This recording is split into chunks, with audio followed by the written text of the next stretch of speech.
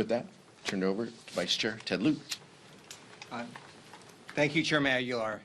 As an American and as a veteran, my heart goes out to the 4 U.S. soldiers who tragically died in an accident in Lithuania. The Lithuanian president did a very dignified ceremony for those 4 U.S. soldiers. And when those 4 soldiers' caskets landed at Dover Air Force Base last Friday at a transfer ceremony, U.S. officials greeted them, elected officials greeted them, but Donald Trump was not there. Donald Trump instead chose to go to a golf tournament. And I'm just going to read to you what one of their persons at this ceremony said. He deployed to Iraq. His name is Blythe Potter. He's a military police corps veteran. He said, quote, I have never been so embarrassed to be an American. President Trump should have been at that transfer ceremony for the 4 fallen U.S. soldiers instead of at his golf tournament. I now want to also echo what Chairman Aguilar said about the tariffs. There are a tax on the American consumer.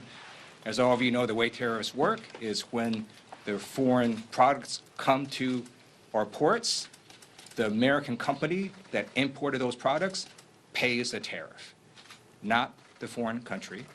And what happens when this American company pays that tariff? Well, they're going to pass along those costs to the consumer, and the prices are going to increase. In poll after poll, we see that the overwhelming majority of American people oppose tariffs.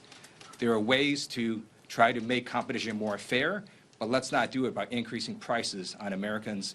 And their estimates are it's going to be about $3,800 per family in terms of increased costs. And then let me also now congratulate Susan Crawford for winning the Wisconsin Supreme Court race last week.